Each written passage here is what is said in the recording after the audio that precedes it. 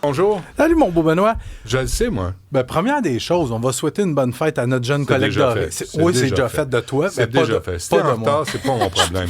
Si t'es en retard, si ça prend quelqu'un de te prendre par la main pour souhaiter joyeux anniversaire à ta collègue, ben c'est pas mon travail. Puis les gens ici, on n'a pas à subir ça. Si c'est toi qui me tiens par la main, je suis d'accord. Ah, peut-être. Mais un autre endroit où il faut se faire tenir par la main, dans le métro, hein? Écoute, mais c'est parce que encore et encore et encore à chaque année. Ouais.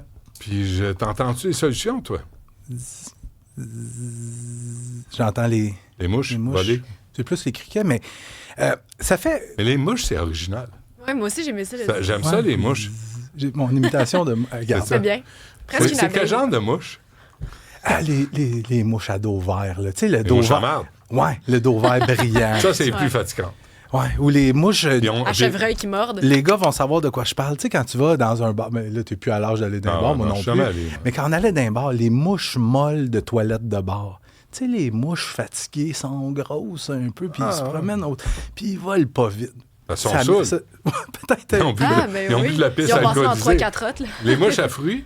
De quoi qu'on parle, là? Ça, c'est fatigant, les mouches à fruits. Ouais, ben on se débarrasse pas des mouches à fruits. On fait des pièges à mouches à fruits. Ceci étant... Oh là là, j'ai Je me demandais. C'était une mouche stéréo, ça passait d'une oreille à l'autre. Ben oui. Benoît, je voulais juste réagir rapidement à M. Grenier. J'ai lu l'article de mon collègue Olivier Fauché ce matin dans le Journal de Montréal où il fait une entrevue avec une femme qui dit qu'elle s'est fait cracher dessus dans le métro. J'ai même pas été surpris. J'ai même pas été surpris parce que c'est le genre d'histoire qui se produisent encore et encore et encore. Puis tantôt, dans ton entrevue, tu disais, on commence là, à entendre des femmes qui ont peur de prendre le métro. On commence! Ça fait des années que ça dure. Tu sais, il y a eu un sondage récemment de la STM, je pense que c'était quoi? 3 personnes sur 5 qui se sentaient pas en sécurité dans le métro. Tu sais, on a eu le règne de Valérie Plante, ça a été quoi? 8 ans? 8 ans où on a encouragé le transport collectif, même... On se l'est peut-être même fait un peu rentrer dans la gorge. On changeait des sens de rue, on mettait des pistes cyclables, prolongement de la ligne bleue. On encourage les gens, puis peut-être avec raison. Ouais. Mais il faudrait qu'on offre une alternative de transport qui est sécuritaire aux gens. Et le problème présentement, c'est toxicomanie dans le métro, sans-abri dans le métro et trafic de drogue dans le métro. Mais qui mène dans la société? Y a-tu la loi et l'ordre? À un moment donné, est-ce qu'on est toujours en train de se plier pour une minorité? Toujours en train de s'adapter et de dire, ben là, problème de santé mentale, ben, asti, pogne là, hôpital psychiatrique. Problème de toxicomanie, pogne là, désintox. Puis vente de drogue, pogne là, crisse-là en prison. Faire de la place pour ces gens-là qui sont dans le besoin. Parce que, tu sais, mets-toi dans la peau d'une femme qui arrive dans le métro et qu'il y a un gars à côté d'elle qui se met à hurler tout seul. Puis, il suffit de regarder les réseaux sociaux. Il n'y a pas une semaine qui passe sans que tu ne vois pas une vidéo apparaître sur, ici et là, que tu vois un gars qui est en train complètement de se désorganiser dans un wagon du métro ou qui est en train d'allumer un incendie dans un des wagons ou qui est en train de se piquer sur le quai du métro. Là, on parle pas du personnel d'entretien dans le métro qui ramasse de la pisse, puis de la marde, puis des vomissures. Puis ça, c'est pas une fois de temps en temps. Non. C'est quotidiennement. C'est ça. Puis là, Aref Salem est là, c'est le nouveau boss. Là, tu dis, ben là, c'est le temps, là. Ouais. Parce que tu as été dans l'opposition pendant des années. Puis quand tu es dans l'opposition, tu chiales. Tu es comme un animateur de radio. Tu as toutes les solutions. Mais quand tu es assis dans le siège pour décider, tout à coup, ben là, les mouches. Dans sa dernière entrevue, à ton micro, il disait qu'il voulait de l'argent. Il voulait de l'argent. Toujours de l'argent. Ben, c'est quoi? C'est pas... Puis là, on coupe en plus dans le budget. Mais ce qu'on parle pas aussi beaucoup, c'est... Tu sais, je t'ai parlé du trafic de stupéfiants dans le métro. Tu sais, j'ai retrouvé même l'article, je pense, en 2024. Je t'avais parlé d'une histoire. C'est un jeune de 13 ans. C'était lui le boss. Je pense que c'est Métro Saint-Henri ou Lionel Groux. C'est lui le boss de la station de métro. Puis avec ses chums de 14, 16 et 17 ans, il avait poignardé puis battu un sans-abri, une possible histoire de dette de drogue. Le métro est géré et rené par un kid de 13 ans. Un morveux de 13 ans. Puis là, tu te dis, où est-ce qu'on s'en va? Regarde, on a reçu un commentaire. C'est un homme, il dit, je suis en construction, je prends le métro tous les jours, je mesure 6 pieds, 220 livres et je me suis fait attaquer par quelqu'un. Sérieux? Fait que, c'est même pas, oui, il y a les femmes où peut-être on est plus menus puis on se dit on a peur, mais d'autres hommes qui sont grands qui peuvent aussi se faire attaquer n'importe quand. J'étais allé à Milan. J'ai pris le métro chaque jour, plusieurs fois par jour. Puis? Combien de problème, des sans-abri toxomans. Zéro. Je suis allé au Japon. Ouais. On a fait une run. Là. On a juste fait ça, le transport collectif. Combien? Zéro.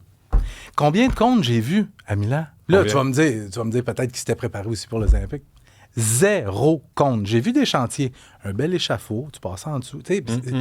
Aucun compte, rien. Mais c'est parce qu'il y a quelqu'un, quelque part, qui prend des décisions. Puis au Québec, ben là, tu es président de la STM, tu prends plus de décisions. Là, tu es chef de la police, ben tu regardes des vidéos, mais tu n'arrêtes personne. Puis là, écoute, il n'y a personne qui prend des décisions. Tu es ministre, puis tu prends pas de décision. Puis là, tu dis à Geneviève Biron, pour la santé, c'est toi qui vas prendre des décisions. Personne n'a voté pour toi. Tu n'as jamais travaillé dans le milieu, mais c'est toi la nouvelle boss. Ouais. Puis là, tu regardes ce que ça donne. Mais qui prend des décisions? Sûrement pas toi puis moi. Bon. Fait que, on va mettre de la musique jusqu'à 1h.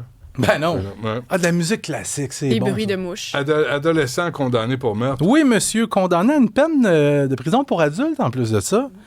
Je te ramène en 2021, Benoît.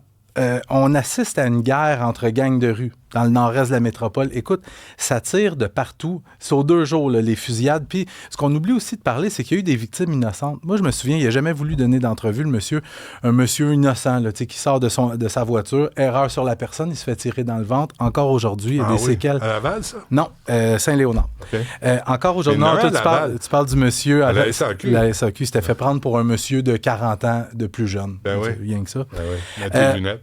Le point culminant de cette guerre de gang-là, soirée du 2 août 2021, 3 individus qui circulent à bord de 2 voitures, circulent sur le boulevard Péra. Et évidemment, contexte de conflit entre gangs, eux autres, ils veulent aller tirer dans le logement d'un membre de bande rivale. Je vais te faire écouter ce que ça donne.